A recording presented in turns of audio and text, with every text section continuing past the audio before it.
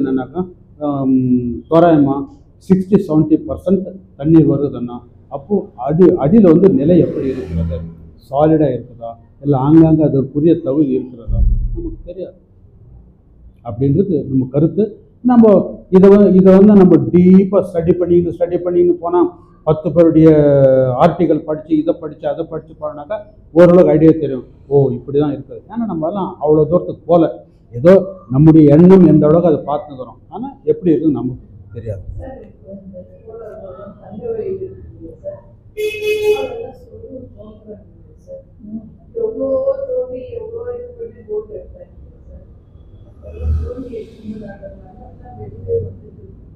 ஆமாம் வெளியில் ஆமாம் இருக்குது வந்து சப்போர்ட் கொடுக்குறாங்க. இன்னொன்று என்னென்னா இன்னைக்கு வந்து கோல்ட் ஃபீல்டில் வந்து இன்றைக்கி நான் தொழிலுக்கு போகிறேன் அப்படின்னா அவங்க திரும்பி வரத்துக்கு 2 நாள் ஆகும் 3 நாள் ஆகும். அவ்வளோ தூரத்துக்கு போய் தேவையான ஏற்பாடு. ஏன்னா அவ்வளோ தூரம் காத்திருக்குதான் நமக்கு தெரியாது. படித்தவொன்னே ஏற்பாடு பண்ணோம். ஆனால் இத்தனையும் செய்துன்னு போகிறாங்க. அதாவது இன்றைக்கி நாங்கள் போனாங்கன்னாக்கா நாளைக்கு தான் திரும்பி வரலாம். மைன்ஸ் அந்த மாதிரி அவ்வளோ ஈஸி இல்லை. இப்படி இருக்கிற மண்ணை தோண்டி தான் கோல்ட் ஃபீல்டு போனீங்கன்னாக்கா மண் அப்படியே அதை பார்த்தா எவ்வளோ அழகாக இருக்குது தெரியுமா? எப்படியா இது? ஆமாம் அருமையாக இருக்குது. பார்த்தாவே கோல்ட் ஃபீல்டில் நம்ம சும்மா ஒரு முறை பார்க்கணுன்னா அவ்வளோ அழகாக மண் எடுத்து கொட்டி அவ்வளோ இதுவாகுது. அப்போது அவ்வளோ மண்ணையும் தோண்டி மேலே கொட்டி தான் அந்த அந்த இருள் அல்லது அந்த பள்ளம் அல்லது போங்கு அப்படியே தான் இருக்குது. ஆனால் இவங்களுக்கு என்ன இன்னைக்கு தோணுனா கோல்டு கிடைக்கும். அப்போ என்னன்னா இவங்க எதிர்பார்த்த கோல்டு கிடைக்கல. ஆங்கிலேயர் காலத்திலே எதிர்பார்த்த கோல்டு கிடைக்கல. அவங்க என்ன சொல்றேன்னாக்கா 1 டன் மண் எடுத்தீங்கன்னாக்கா அவங்களுக்கு வந்து ஒரு 2 கிராம் 3 கிராம் இல்லை போனால் ஒரு 10 கிராம் கிடைச்சா அது பெருசம். ஆமா ஆமா லேபருக்கு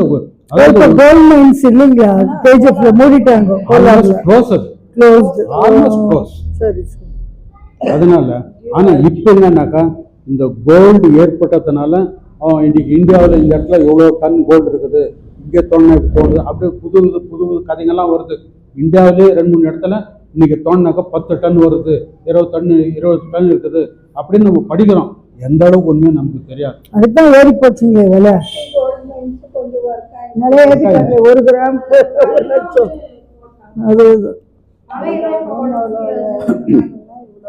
அப்போ சூரிய ஒளி கிரகத்தை, அதாவது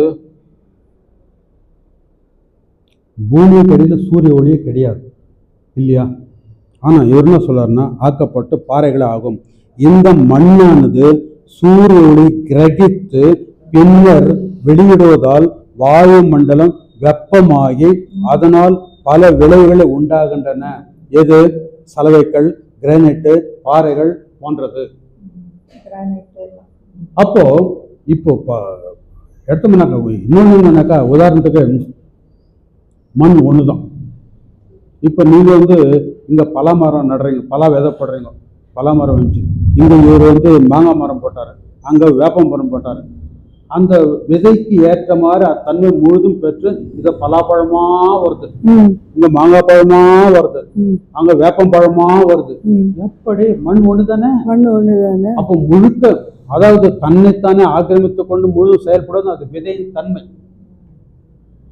மாங்காய் கொட்ட அந்த விதை இல்ல பலாப்பழம் அந்த விதை தன்னை உறுதிப்படுத்திக் கொண்டு தான் வளர்வதற்காக மண் தன்மையும் காற்று தன்மையும் நீர் தன்மையும் வளர்த்து கொண்டு அது வளருகிறது.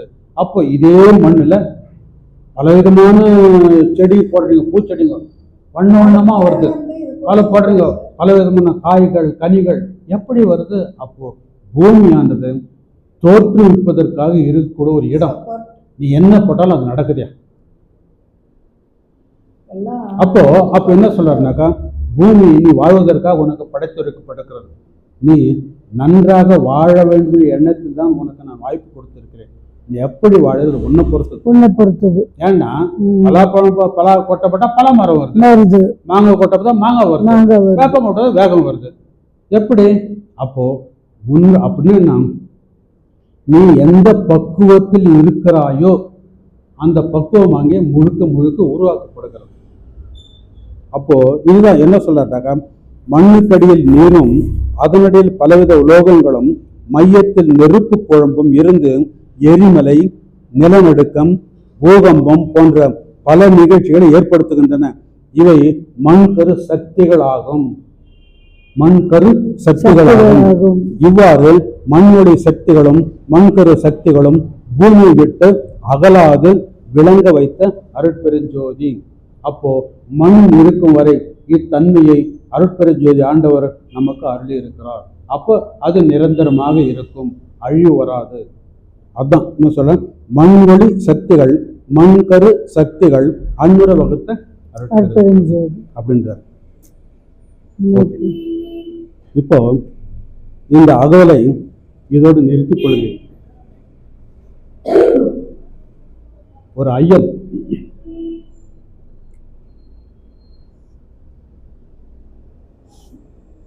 நாம் ஜீவகாரண்யம் செய்கிறோம். ஜீவகாரண்யம் செய்யும் பொழுது ஓகே, இப்போ நான் புரிஞ்சுக்கிற மாதிரி சொல்றேன். ஜீவகாரண்யம் செய்கிறேன். ஜீவகாரண்யம் செய்யும்போது அதனால் ஏற்படுற பலன் இறைவன் கொடுக்கிறான் என்று நாம் எதிர்பார்த்து கொண்டிருக்கிறோம். அப்போ நமக்கும் இறைவனுக்கு என்ன ரிலேஷன்ஷிப்? இல்ல நான் செய்யற ஜீவகாரண்யத்துக்கும் இறைவனுக்கு என்ன ரிலேஷன்ஷிப்? இல்ல எனக்கும் ஜீவகாரண்யத்துக்கு என்ன ரிலேஷன்ஷிப்? அதான் நம்ம அவரை அவரை நம்புறோம் எல்லாத்துக்கும். நீங்க எது ஒரு வேலையும் உங்க ஆன்மா உங்களுக்கு இப்ப செய் அந்த கிளாஸ் எடுனாதான் நீங்க எடுத்துக்கீங்க, சும்மா எடுத்ததில்லை. இது சொல்லுது கரெக்ட். இப்போ ஆன்மா அதுதான் ஹையஸ்ட் பாயிண்ட். அது உங்களுக்கு உணர்த்துகிறதுன்னா அதற்கு தகுந்த மாதிரி நீங்கள் செய்கிறா. இப்போ இப்போ என்னன்னு கேட்டாக்கா, நான் இருக்கத்தை சொல்றேன், அதுக்கு மேல முன்னுக்கு திங்க் பண்ணுங்க. ஜீவகாரண்யம் செய்வதால் எந்த பயனும் இல்லை. முழுக்க படிக்கும், அப்பல திங்க் பண்ணலாம். ஜீவகாரண்யம் செய்வதால் எந்த பயனும் இல்லை. சோறு போட்டால் வீண் செலவு. சோறு போடுவதால் மக்களை ஆக்குகிறார்கள். சோறு போட்டால் எப்படி கடவுள் அருள் கிடைக்கும்? ஜீவகாரண்யம் என்பது ஒரு ஏமாற்று வேலை. ஜீவகாரண்யம் செய்வதால் எந்த லாபமும் இல்லை. கடவுள் அருளை பெறுவதற்கு தியானம், தவம் போன்றவைகள் சிறந்தது. அதன் மூலம் கடவுளை அடையலாம். ஜீவகாரண்யத்தினால் கடவுளை அறிய முடியும் என்றால் அறிவியல் மூலமாக நிரூபிக்க வேண்டும் என்று பல சமயவாதிகள் பேசுகிறார்கள். ஏன்னா இதுதான் பாயிண்ட். இப்போ ஜீவகாரண்யத்தினால் இது நடக்குதுன்னு சொல்றாங்க. ஏன் அது இறைவன் அனைவரும் புரிந்து கொள்கிறவருக்கு அறிவியல் துறையில் ஏன் இதை காண்பிக்கவில்லை? அப்படின்னா இன்னைக்கு உலகம் என்ன எதிர்பார்க்குதுன்னாக்கா, நீ என்ன செய்தாலும் ப்ரூவ் பண்ணு. சயின்ஸ் என்ன, இது எடுத்தா இந்த வேலை ஆகுது. ஸ்டீல் என்னக்கா 10 பேர்ல 1000 பேர் பார்த்தாலும் இதை பார்த்து தெரிஞ்சுக்கணும். ஆனால் ஆன்மீகம் அப்படி அல்ல. உங்களுக்கு அருள் கட்சி உங்களோட சரி, அது எனக்கு தெரியுமா, இவங்களுக்கு தெரியுமா, தெரியாது. அப்போ என்ன சொல்றாங்க, ஆன்மீகம் என்பது ஒரு சஸ்பென்ஸ். இது யாராலும் புரிந்து கொள்ள முடியாதுன்னா இது சரியல்ல. அப்போ அதன் அடிப்படையில் சொல்லும் போதுதான் ஜீவகாரண்யம் செய்வதால் எந்த பயனும் இல்லை, இது ஒரு ஏமாத்து வேலை அப்படி என்று சமயவாதிகள் பேசிக் கொண்டிருக்கிறார்கள். தப்பு கரெக்ட். அதை நீ ப்ரூவ் பண்ண. இன்னைக்கு நாம் நம்பிக்கொண்டிருப்பதெல்லாம் ஒரு மன இதுல வாழ்ந்துருக்கிறோம், மனதளவில் ஒரு வாழ்ந்துருக்கிறோம். ஆனால் இப்போ யாரோ உங்களுக்கு இது ஒரு தீர்மா கேட்டாங்கன்னா உங்களால ப்ரூவ் பண்ண முடியுமா? சொல்றேன் சார். ஜீவகாரண்யன்றது சாப்பாடு கொடுக்கறதே ஒண்ணே இல்லை. இப்போ என்னால முடியல, இன்னும் எழுத முடியல, ஒரு உயிருக்கு உதவி செய்யறது அது கூட ஜீவகாரண்யம் தான். இது செயல்பாடு ரிசல்ட். அப்படி இருப்பதற்கு என்ன காரணம்? நீங்க சொன்ன ரிசல்ட் அவர் உங்களுக்கு கூட்டின விட்டாரு, ஃபைன். இது செயல்பாடு அல்லது ரிசல்ட். ஆனால் இது ஒருவர் அல்லது இன்னொருவர் உங்களை அழைத்து கொண்டாந்து விடுகிறார் என்றால் இவர் எப்படிப்பட்டவர், இந்த நிலை உருவாவதற்கு என்ன ஆயிருக்க வேண்டும்? அவர் ஆன்மா வந்து சுத்தமா இருக்கும், அருள் நிலை அடைஞ்சிருக்கும். என்ன சொல்றாரு வள்ளலாரு, எதுக்கு நம்ம சாப்பிடுறோம்னா இந்த தேகத்துல அத்தனை தெய்வங்களும் உட்காந்து இருக்கு. பசி உங்களுக்கு எப்படி எடுக்குது? இந்த தெய்வங்கள் நம்மளை கேட்குது, இந்த தெய்வங்கள்லாம் உள்ள இருந்து நம்மளை கேட்குது. பசி எடுக்குதுன்னு நம்ம சொல்றோம், ஐயோ நேற்று இருந்து சரியா சாப்பிடல, ஒரே பசி அப்படின்றோம். அந்த தெய்வங்கள் எல்லாம் நம்ம உள்ள உட்காந்து நம்ம கேட்கறதுனால தான் நம்மளுக்கு அந்த உணர்வு வந்து அது கொடுத்ததும். இது ஒரு அதுல நல்லா அந்த புக்குல நல்லா விளக்கம் கொடுத்துருக்காங்க சார். அடுத்து நான் கண்டினியூ பண்றேன். அதுல என்ன இது, இந்த வயிறு வந்து கடவுள் அருளை பெறுவதற்கு தியானம், தவம் போன்றவைகள் சிறந்தது. அதன் மூலம் கடவுளை அடையலாம். ஜீவகாருண்யத்தினால் கடவுளை அறிய முடியும் என்றால் அறிவியல் மூலமாக நிரூபிக்க வேண்டும் என்று பல சமயவாதிகள் கேட்கிறார்கள். ஓகே, ஜீவகாருண்யம் செய்வதால் கடவுளை அறிந்து கடவுளை அவரோடு கலந்து விட்டார் என்று வள்ளலார் கூறியுள்ளார். இது உண்மை என்றால் அறிவியல் மூலமாக இது பொதுமக்களுக்கு காட்டி நிரூபிக்க முடியுமா? அடுத்த கேள்வி, இதுவரை இல்லாத புது கடவுளை ஏன் படைக்கார் அல்லது உருவாக்க வேண்டும் என்று பல பல கேள்விகளை சமவாதிகள் கேட்கிறார். ஏன்னா என்ன சொல்றாங்கன்னாக்கா, இதுவரை நம்ம கிட்ட 33,000 கோடி தெய்வம் இருக்கிறது. ஆனால் அத்தனை ஒதுக்கிட்டு வள்ளலார் அருட்பெருஞ்சோதி ஆண்டவர் என்று பூச வந்தார். ஏன்? அந்த இதுல அந்த அருட்பெருஞ்சோதியில உண்மை உண்மை கடவுள் உண்மை பண்றேன்னா இந்த தேகத்துக்கு 36 மாதிரி தொல்லைகள் ஏற்படுது. அந்த தொல்லைகளை நம்ம குறைக்கணும்னா ஜீவகாருண்யம் பண்ணா அந்த தொல்லைகள்லாம் குறையும். வள்ளலாரே சொல்லியிருக்காரு. சொன்னதெல்லாம் தத்துவம். இதுக்கு இல்ல சொல்றாரு, அவர் தத்துவமா சொல்றாரு. உங்களுக்கு புரியுமா, எனக்கு புரியுமா, இவங்களுக்கு புரியுமா? இதுதான் சிக்கல். ஓகே ஓகே, அடுத்தது ஜீவகாருண்யம் செய்தால் ஜீவகாருண்யம் செய்தால் புண்ணம், குஷ்டம், பெருநோய் போன்ற தீராத நோய்கள் எப்படி தீரும்? உண்மையா நம்புறோம். அது கடவுள் தீர்ப்பாரு. நம்ம நீங்க அதை செயல்படுத்தினா அந்த ஜீவகாருண்யத்தை வந்து நீ மனசார எதுவுமே எதிர்பார்ப்பு இல்லாம, நம்ம இது சாப்பாடு போடுறோம் இவங்க எனக்கு எதனா கொடுக்கணும்ன்றது இல்லாத எதிர்பார்ப்பு இல்லாம நம்ம ஆன்மபூர்வமா நம்ம பண்ணா அதுக்கு அவர் கொடுப்பாரு. நம்மளால ஆகாது, அது அவர் தருவார். அதாவது உங்க கேள்விக்கு நான் ஒரே வார்த்தை சொல்லணும்னாக்கா கண்மூடித்தனம். பாருங்க, எல்லாம் இருக்குது, எல்லாத்துக்கும் பதில் கொடுது ஒண்ணு. ஏன்னா நாம் இந்த உண்மையை இன்னும் உணரவில்லை. ஓகே, அடுத்த கேள்வி, ஜீவகாருண்யம் செய்தால் ஓகே ஆயிடுச்சு. ஜீவகாருண்யம் செய்தால் குழந்தை இல்லாதவர்கள் குழந்தை பிறக்கும். ஜீவகாருண்யம் செய்தால் கல்வி, செல்வம் போன்ற சகல சம்பத்தும் உண்டாகிறது.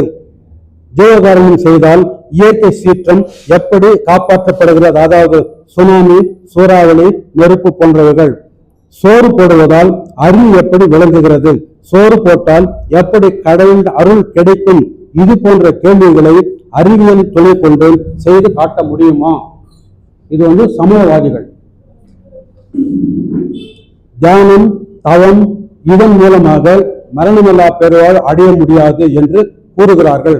ஜீவகாருண்யம் மூலம் கடவுளை அடைய முடியும் என்று நிரூபித்தால் நாங்கள் செய்யும் தியானம், தவம் போன்றவற்றை விட்டு நாங்களும் உங்கள் வழியில் வருகிறோம். இப்போ நீங்க நிரூபிக்கணும்னா இப்ப அந்த கடவுள் இதை சொல்லுங்கன்னா அத்தனை கடவுளையும் விட்டு நான் இங்கே வந்து விடுவோம். அதெல்லாம் அனுபவத்துலதான் கிடைக்கும். கொண்டு மாறி விடுகிறோம். ஜீவகாருண்யம் ஒழுக்கத்தை கடைபிடித்து வாழ்கிறோம். அப்படி ஒண்ணு. வடநாட்டவர் இந்து மதத்தின் ஆதி குருவாகவும் சிரஞ்சீவிகளில் ஒருவரான போற்றப்படும் வேத வியாசர் வேதங்களை தொகுத்தவர். 4 பிரிவுகளை, அதாவது ருக்வேதம், யஜுர்வேதம், சாமவேதம், அதர்வண வேதம் இவர்களை தொகுத்தவர். அது மாத்திரமல்ல, மகாபாரதம் மற்றும் 18 மகா புராணங்களை எழுதியவர். வேதவியாசர் காட்டிய வழிகள் தியானம், தவம், யோகம் இது போன்றவற்றை கடைபிடிக்கும் சமயவாதிகள் இது போன்ற கேள்விகளை எழுப்புகிறார்கள். புரிஞ்சுங்களா? அப்படின்னு என்ன, வடநாட்டில் தான் ரொம்ப அதிகம். வடநாட்டுல அதிகம். இப்போ வேதவாசர் எங்க ஆரம்பிச்சாரு? வடநாடு தான். இன்னைக்கு அவருடைய கொள்கைகள் தான் அவர் கடைபிடித்து கொண்டிருக்கிறாரு. அவங்கவுங்க வள்ளலார் அதை தூக்கி எரிஞ்சிட்டார். எப்பயோ அத்தனையும் தூக்கி எரிஞ்சிட்டார். ஆனா அவங்களுக்கு பெருசு மகா அப்படின்னு அப்படிங்கிறாங்க.